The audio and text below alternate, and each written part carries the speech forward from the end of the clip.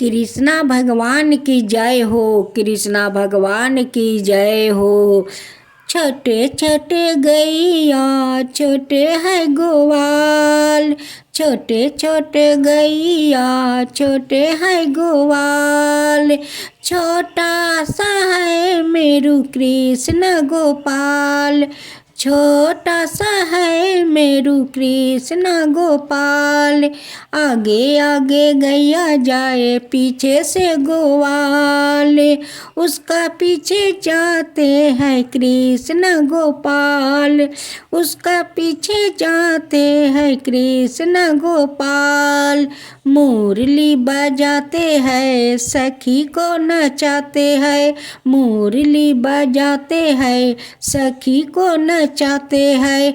खुद भी नचते हैं कृष्ण गोपाल, खुद भी नचते हैं कृष्ण गोपाल।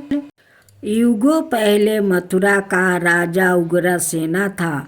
उनके 2 बच्चे थे, कंस और एक देवकी। देवकी एक नेक दिल इंसान थी, लेकिन कंस तो शैतानी दिमाग था। जब वो 12 हुआ तो उसने अपने पिता को जेल में डाल दिया और खुद राजा बन गया। इस बीच उनकी बहन देवकी की शादी वासुदेव से हो गई। कंस अपनी बहन को ससुराल ले जा रहा था, तभी आकाशवाणी हुई, तुम्हारी बहन का 8वां बेटा के हाथ तुम्हारा अंत होगा। कंस अपनी बहन को मौत के घाट उतार देना चाहता था, लेकिन वासुदेव ने कंस से उसकी पत्नी को जान बख्श देने की भीख मांगी। उसने वादा किया कि वो उनके हर बच्चे को सौंप देगा। फिर कंस ने वासुदेव और अपनी बहन देवकी को सलाखों के पीछे डाल दिया।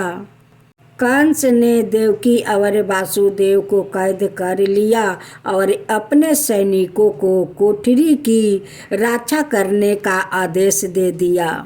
जब भी देवकी ने एक बच्चे को जन्म देती, तब कंस ने बच्चों को मार डालता। जब देवकी 7वीं बार गर्भवती हुई तो भ्रूण को चमत्कारी के ढंग से वृंदावन में रोहिणी के गर्भ में स्थानांतरित कर दिया गया। कंस को बताया गया कि यह मृत्यु जन्म था। जैसे ही कृष्णा का जन्म हुआ, देवकी और वासुदेव की कोठरी के पहरादार गहरी नींद में चले गए और ताले खुल गया। कृष्णा को टोकरी में रख कर वासुदेव गोकुल के लिए निकल पड़े। जब वो यमुना नदी के पास पहुँचे तो उन्होंने देखा कि मूसलाधार बारिश के कारण बाढ़ आ गई है। अपनी जान की परवाह किए बिना वासुदेव ने नदी के उस पार चलना शुरू कर दिया। उनके हर कदम से पानी कम होता गया और भगवान विष्णु के नाग ने शिशु कृष्णा को बारिश से बचाया। जब कृष्णा नंद के घर पहुँचे तो उन्होंने देखा कि नंद की पत्नी दशोदा ने एक बच्ची की जन्म दी है। धीरे धीरे उसने बच्चे को उठाया और कृष्णा को उसके स्थान पर रख दिया और फिर वो बच्ची के साथ लेकर लौट आए। देवकी और वासुदेव को उम्मीद था कि कंस बच्ची को छोड़ देगा, क्योंकि भविष्यवाणी में देवकी के 8वां पुत्र का उल्लेख किया गया था। लेकिन कंस ने परवाह नहीं की। उसने बच्ची को उनके हाथों से छीन लिया और उसे एक दीवार के और फेंक दिया। चमत्कारी के रूप से बच्ची देवी दुर्गा में बदल गई और कंस को सूचित किया कि देवकी का 8वां पुत्र जीवित है और वो जल्दी ही उसका वध करने के लिए आएगा। कंस कृष्णा को मारने के लिए बेताब था, इसलिए उसने राक्षस पूतना को बुलाया। उसने पूतना को एक सुंदर स्त्री का रूप धारण करने के लिए कहा और पिछले 10 दिनों में पैदा हुए गोकुल के सभी बच्चों को मारने के लिए कहा। पूतना ने कृष्णा के गांव में प्रवेश किया। जब उसने सभी को दशोदा के नवजात शिशु के बारे में बात करते हुए सुना तो पूतना को तुरंत पता चल गया कि यहाँ वो बच्चा है जिसे उसे खत्म करना है। दशोदा का ध्यान भंग करते हुए उसने कृष्णा को अपने विष युक्त निपल से कृष्णा को दूध पिलाया। विष ने उसे कुछ नहीं किया, लेकिन पूतना तो मर गई। कृष्णा को माखन खाना बहुत पसंद था। जैसे जैसे वो बड़ा हुआ, कृष्णा ने अपने ही घर और पड़ोसियों में माखन चोराना शुरू कर दिया।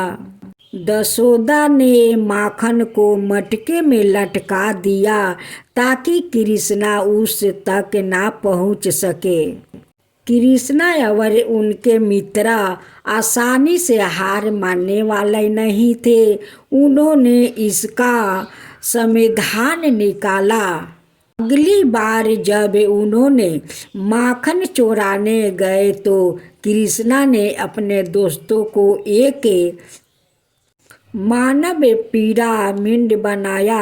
वो ऊपर चढ़ गया और माखन के कलश को तोड़ दिया। सिर्फ माखन चोरी नहीं, एक बार गोपियों को एक अद्भुत सीख देने के लिए गोपियों के वस्तु भी चुराया था। दशोदा कृष्णा की हरकतों से इतनी तंग आ गई कि एक दिन उन्होंने उन्हें एक ओखर से बांध दिया। अपने आप को मुक्त करने के लिए कृष्णा अपने अंगना में 2 पैरों पर रेंग गया। फिर वो पैरों के बीच के मार्ग से रेंगने के लिए आगे बढ़ा। ओखर गोप में फंस गया। इसका फायदा उठाकर कृष्णा ने अपनी पूरी ताकत से रस्सी खींच ली। एक बार जब कृष्णा खेल रहे थे, बाल कृष्णा अपने मुख में मिट्टी भर लिया और उसका जब दोस्त जाकर उनकी माँ से शिकायत किया तो दशोदा दौड़ी आई और उसे अपना मुख खोलने के लिए कहा।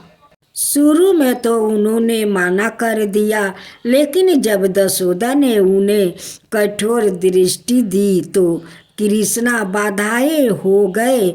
दशोदा ने जो देखा वो कीचड़ नहीं था, वो तो बाली के सारा ब्रह्मांड था। इसे देखकर माँ दशोदा बेहोश हो गई। हर दिन कृष्णा अपनी गायों को नदी के किनारे चराने ले जाते थे। अचानक नदी का पानी पीने से गाय मरने लगी। अपनी दिव्य शक्ति से कृष्णा ने महसूस किया कि 10 सिर वाला नाग कलिया अपने विष से पानी में जहर घोल रहा है। कृष्णा ने कलिया का सम्मान किया और उसे रोकने के लिए कहा, लेकिन जिद्दी नाग ने मना कर दिया। कृष्णा ने नदी में डुबकी लगाई और कलिया के सिर पर नाचते हुए उभरे। तब तक के सभी ग्रामीण एकत्र हो चुके थे और कृष्णा के लिए चिंतित थे। धीरे धीरे भगवान भारी और भारी हो गए, जब तक कि सर्प अपना वजन और अधिक सहन नहीं कर सका। कलिया की पत्नियों ने कृष्णा से रुकने की मिनती की और वो नदी छोड़कर चले गए और कभी वापस न आने के वादा किया। एक दिन एक विशाल बैल वृंदावन आया और ग्रामीणों पर हमला करने लगा। किसी को नहीं पता था कि यह कहाँ से आया है। सभी अपनी जान बचाने के लिए इधर उधर भागने लगे। जब कृष्णा ने बैल का सामना किया तो उन्होंने महसूस किया कि यह हरिष्ट सूर्य नमक राक्षस है। कृष्णा बैल से निपटने और उसके सींगों को छेदने में कामयाब रहे। अंत में राक्षस ने बैल के शरीर को छोड़ दिया और भगवान को प्रणाम किया। उन्होंने कहा कि वो भगवान विष्णुपति के शिष्य थे और उन्होंने बैल बनाने का श्राप मिला था क्योंकि उन्होंने अपने गुरु का अनादर किया था। वृंदावन के निवासियों के बीच बारिश के देवता इंद्र की पूजा करने की एक रस्म थी। कृष्णा ने ग्रामीणों को गोवर्धन पर्वत की पूजा करनी चाहिए, वो माना गया है। पर्वत की पूजा करने लगे। इसके इंद्र बहुत क्रोधित हुए और उन्होंने अपने बारिश के बादलों को गांव पर छोड़ दिया। फिर पूरे गांव में बाढ़ आ गया।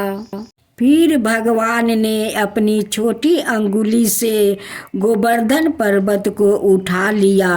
उन्होंने ग्रामीणों को पर्वत के नीचे शरण लेने के लिए कहा और 7 रात तक उसी स्थिति में खड़े रहे। इंद्र को अपनी गलती का एहसास हुआ और उन्होंने कृष्णा से माफ़ी मांगी। एक बार कृष्णा और उनके दोस्तों के साथ पास के जंगल में पिकनिक पर निकल पड़े। तब आघासुर जो पूतना का भाई था उस स्थान पर प्रकट हुआ। कंस ने उन्हें कृष्णा को मारने के लिए भेजा था। दानव ने अजगर का रूप धारण किया और खुद को एक गुफा जितना लंबा और एक पहाड़ जितना बड़ा बना लिया। फिर वो प्रतीक्षा में लेट गया। गुफा की सुंदरता से मोहित गांवों वालों ने उसमें प्रवेश किया।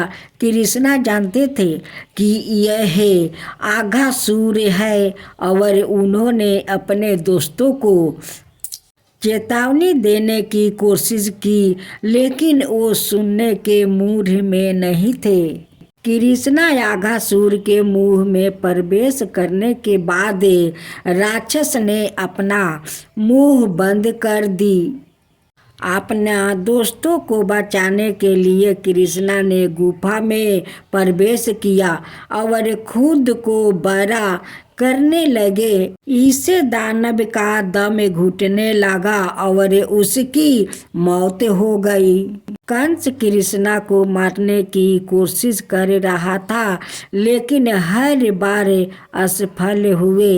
इसलिए उसने अक्रूर जी के साथ एक आयोजन बनाई। उन्होंने कृष्णा और बलराम को मथुरा में कुश्ती प्रतियोगिता के लिए आमंत्रित करने का संदेश भेजा। दोनों कार्यक्रम में शामिल होने के लिए राजी हो गए। एक बार कंस ने भाइयों को आपने दो सबसे मौजूद पहलवानों ने खिला पे खड़ा कर दिया। कृष्णा और बलराम ने चुनौती स्वीकार की और अपने विरोधियों को आसानी से हरा दिया। कंस ने अपना आपा खो दिया और अपने सैनिकों को लड़कों मारने का आदेश दिया। यह सुनकर कृष्णा रेत में कूद गया। कंस के मुकुट को उसके सिर से गिरा दिया और उसे बलों से खींचकर कुश्ती की अखाड़े में ले गए। अपनी ताकत साबित करने के लिए बेताबे कंस ने कृष्णा को कुश्ती के लिए चुनौती दी। भगवान ने उनके जन्म माता पिता देवकी और वासुदेव को मुक्ति करवा दिया और उग्रसेन को वापस सिंहासन पर बैठा दिया।